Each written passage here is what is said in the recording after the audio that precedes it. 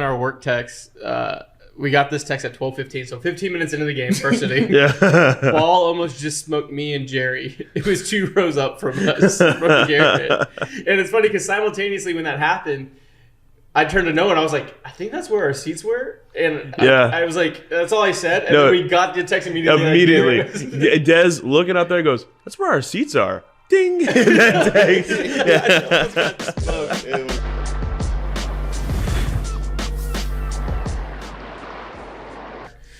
Welcome back to episode 4 or 5 of Spring Training Beyond the Diamond, powered by Catching Lightning on Showtime Sports. Showtime. What a story. It's going to be a 4-part docu-series on the Showtime Network and Paramount Plus, covering the life of Lee Murray, an MMA fighter from South London who was a promising UFC contender to alleged masterminds of a robbery that went to $52,009,962.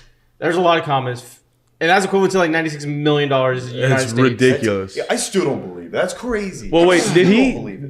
I guess we'll have to watch the documentary, but I don't know if he ever was even caught or arrested for what he did. I mean, that's why we're gonna have to watch. Exactly, we're gonna have to check it out. You have to watch Catching Lightning on Showtime. And it's pretty cool. They have featured interviews from MMA legends Chuck Liddell, Anderson Silva, and others to talk about Lee Murray and everything that went down. So $96 million. What would you do with $96 million? You know, I'd probably buy the Oakland Days. Oh yeah, but and then you'd have $95,500,000 left. So what do you do after that? I think first things first. If I had that much money, I'd buy a big like breakfast spread right now, just like waffles, pancakes, bacon, sausage, eggs. Oh, toast, biscuits. I'll go to Snooze right now and just have a day. Hungry. Bloody Marys. Shut that place down. You know what I'd probably do? I'd probably buy a nice Lamborghini. Ooh. Maybe upgrade the house. And you know who I'm going to call? Texans Insurance. Oh, Texans agency handle my insurance, auto, and home. You got to. Look, you have $96 million, you did a big old heist. You got to save some money. Yeah. So Texans agency, I give them a shout, give them a call. Just do me a solid. Reach out to them. Yeah. Shop around. They save you some monies maybe. Yeah. But this is a World Baseball Classic episode. We just got back from Miami the morning after. It was a long day. It was a long day. We started in the car at 8 a.m. our time to take Dex to the airport, drop them off, then head to Miami, and we sat in traffic for like 3.5 hours. Very much. A lot of traffic, but worth it. Hot. Worth it though. It was very worth it, because that's history. You don't. That's bucket list. That's bucket list. Cross off the bucket list. Saw our first. I don't know if you have you seen a World Baseball Classic? That was my first. Wow, first time for everyone. That was my first. But yeah, it's an amazing experience. You always remember it first. I'll always remember mine. I'll never forget it. But yeah, no, it threw me off that one. No, it was an amazing experience, man. It was just unlike anything I've ever seen or experienced. Yeah. Yeah, I mean, from the moment we got out of the car, we have a blog on it. We have a vlog on it.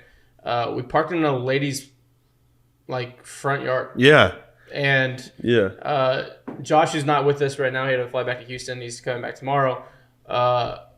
Was bullied into this parking spot off the start. Yeah. And he had a flight. And we were sitting there we were the first one in the lady's front yard. Whatever it was, the front yard, the side yard, the backyard, it's something, but she's great hustle on her part though. I love it. I would do the same thing. And we made an executive decision that if the game goes long because of the old baseball rules or it ends but we can't get out, we're trapped and Josh was going to miss his flight. And so we moved around. We had to pay extra money. Yeah. Got a good spot to get out. And we were right because after the game, we would have been packed in. Oh, yeah. It was 3 layers deep. I don't know how they fit 50 cars in this lady's front yard, but they did. They got professionals doing this. I don't know. I feel like they've done it before. It's For not sure. the first rodeo. They're experienced pros at it. They're at Marlins games. They've been doing it. I mean, they've been getting ready. Probably. Maybe not 50 cars at the Marlins games, but there's some cars there. But but we wouldn't have got out of there till midnight. 100%. Well, probably not even the next morning because that crowd, especially after the DR one, dude, they're not going home. Listen, that Miami, it's Miami. It's Miami. Baby. Yeah. They're all going to the beaches, to the clubs, to the bars.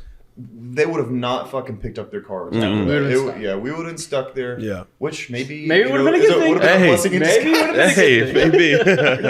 But honestly, from that moment on, walking into the stadium, it was just phenomenal. Energy was palpable on the concourse when you're in. You had news crews like filming all the fans. They're singing, they're dancing. Yeah. They're playing the drums. It was just a party. It was Carnival. Big old party. That's a great way to describe it. It was. Just a giant party. Yeah. It was a party at a baseball game. But as we went into the stadium and we did our laps around, which shout out to Lone Depot Park. Probably, I can't wait for Marlins Astros World Series because it was probably one of the best like fan-friendly viewing stadiums I've ever been. Yes. Like anywhere you went. Not a bad seat. Not a bad seat in the house. Yeah. And I love it. The only thing about it is I'm a big stadium name guy. Ooh. You went to Lone Depot. That's almost as bad as Smoothie King Arena, bro. Like, you know what I mean? That's like it's bottom tier, but shout out to Lone Depot. What even is that? I guess you just get loans. You just go to like a Bill store. And it's like the Home Depot of loans. You just like walk into it and you're just like, oh, I think this loan looks good. Yeah, but then as well. Yeah, that's what I'm thinking. But also, you don't get to smell like the wood chips and all the stuff like you get at Home Depot. You just probably go on a website. That's boring. Yeah, exactly. Some dude who's like not gonna give it to you either. Like you're not gonna get the loan. And but shout out Lone Depot. You know, a great stadium they got there in Miami. And shout out to the Marlins too. It's a new stadium, like 2015, 2016, right? I think it's fairly new. Good stuff. And honestly, the cool experience, and while the camera guys rolled out to find their spots to get the shots, I stumbled into center field, and their standing room section literally is probably one of the best because it stretches the entire center field.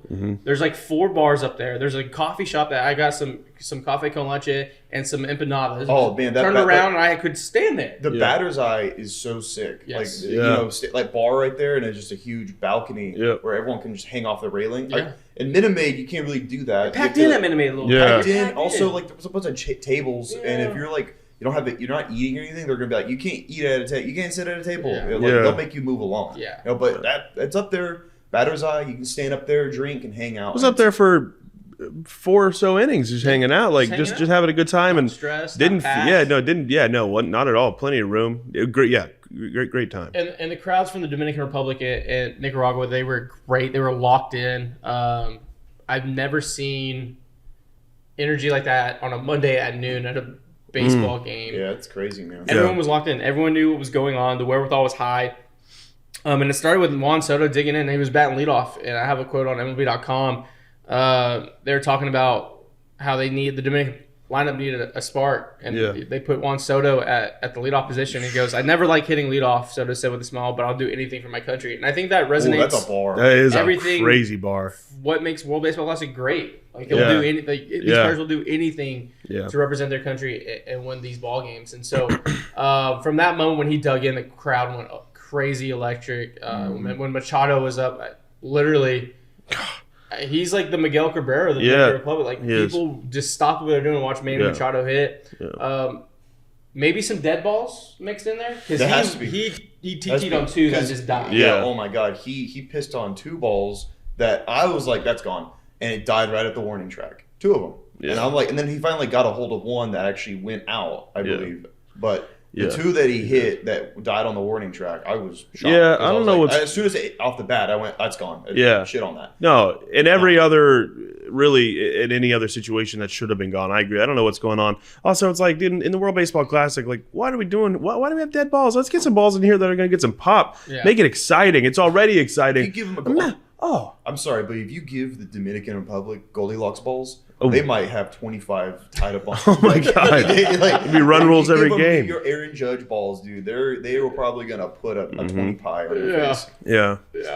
And also, I mean, you mentioned Machado being like the Miggy, and it's incredibly loud when he's up, and everyone's excited. But Soto gets the same thing. The young guy is very similar. Electric. Even Julio. Yeah, Julio, same way, of course. Well.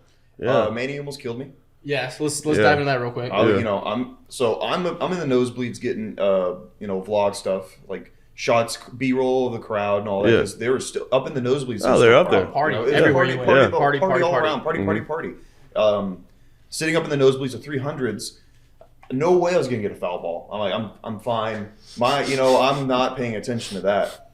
God damn it. Manny Machado goes up. I believe he's batting second, third. Manny was third, yeah. Batting third. I think it went Soto, Julio, Machado. He hit like what I thought it was going to be a line drive straight out. It curved all the way because he hit it. It curved all the way towards me and Jerry, and it was like coming. I mean, it's like 80 miles per hour, and it was coming right for me. I had my camera, my live flash before my eyes. Like I thought I was going to get nailed. And all I could do was put my hand in front of my face and hope I can just like do a crazy catch, and like I didn't have a beer to chug or anything, so I was gonna look like a loser. But it luckily went 10 feet over my head, or maybe 8 feet even. Yeah. Hit a seat so fucking hard, it made it into like a huge crash and ricocheted and went back down to the 200s or even the 100s. Yeah. And I almost died. You did. In our work text, we got this text at 12:15, so 15 minutes into the game, first inning. Yeah. Ball almost just smoked me and Jerry. It was 2 rows up from us, from Garrett. And it's funny because simultaneously when that happened, I turned to Noah and I was like, I think that's where our seats were. And I was like, that's all I said. And then we got the text immediately. Like, Des looking out there goes, that's where our seats are. Ding! That text. I would have won white boy of the game. No, you wouldn't. They wouldn't have let you leave Miami. You'd have been the king of Miami for the night. Oh, dude, they would have crowded around me with the flags, chug a bunch of beer. Yeah, no, they would have flew shots of tequila. Oh man, you know what? I'll go. Next time you should back a play. Yeah, I should have just. Oh, I should have. I should have scaled a little bit. Yeah, should have scaled a little bit. Turn on the outfielder and scale a little bit. They would have called Bad Bunny and Drake in that night just to hang out with you. Maybe. Yeah. I don't know. I could be like still in there. I could still be over there, man. We wouldn't know. We'd never get you back. Never. Miami has him. Yeah, Miami has him. Me and you stumbled into this like club. Yeah. There's just people giving out wristbands. Me, of course, we had to ask. There's wristbands going out. We have to get some on still. If I go to another World Baseball Classic, I'm going back to the club. And we're like, what's this about? They just give us wristbands. We go down 2 floors. We're field level. Like Soto is there and left like 10 feet away from us. Yes. And then we're just, I don't know, man. We're hanging out, and there's this club, and bottle service. There's like sections. Exactly. Art, it was Bunny's playing. It was a great vibe, and it was just, man, that's where the real party was. Everyone, the party was in the stands, but if you go down there, oh man, that was like that really did that felt like Miami. That felt like a Miami club to me. Definitely Miami. Yeah. I was not there, but it looked awesome. Yeah, you were busy, almost getting killed by Machado, but. You're busy bottoming line drive in the stands. I'm out there taking grenades. The trenches, John. We're hanging out. But the real story, and we'll wrap up. Christian Javier thing. 4 strikeouts over 4. Only gave up 2 hits. He was up to 94, 95. Cruising. Slider looked good. Changeup looked good. He had had him in a rocking chair all night. And if Christian Javier does that this season, the Cy Young talk is gonna. There's 3 guys on our starting rotation that I think could all take a leap and maybe get that Cy Young. But Javier is the one. I said it once. I said in 2020, Javier is a future Cy Young winning pitcher. Could this be that year that's sneaky? Hey, that's he's the second best pitcher right now, but maybe he'll become our best. But he'll win the American League Cy Young. I don't know, but I think he will win a Cy Young. Maybe it's this year. I don't know. We'll see. He looked great. He looked phenomenal. He did look really good. But in the day, if you have the opportunity to go to a World Baseball Classic game, the energy, the vibes, the palpability of the crowd, it literally felt like a World Series game. Yeah, it did. That's crazy. I mean, on TV, you'd think it's like, oh wow, the type there, electric. No, when you're there, you're like, I mean, I felt like I was from the Dominican Republic. I was in a crowd and I was dancing, vibing. Yeah. I feel like it was awesome, man. It was super. It was a party. Yeah, and you mentioned it felt like a World Series game, and I mean the 3 of us. I mean we're all at Game 6 of the World Series of this past year, which obviously was a huge event for us, especially. But like it wasn't quite on that level. Obviously, after the Astros won it, but. I mean, it felt like it was almost just as loud. A pool play game at noon. I know. Can you imagine the semis and the championship down in Miami? Exactly. Oh, the championship would be crazy. Oh God, it would be fucking. It would. I think it would cause an earthquake if it was on a fault line. Yeah. Man.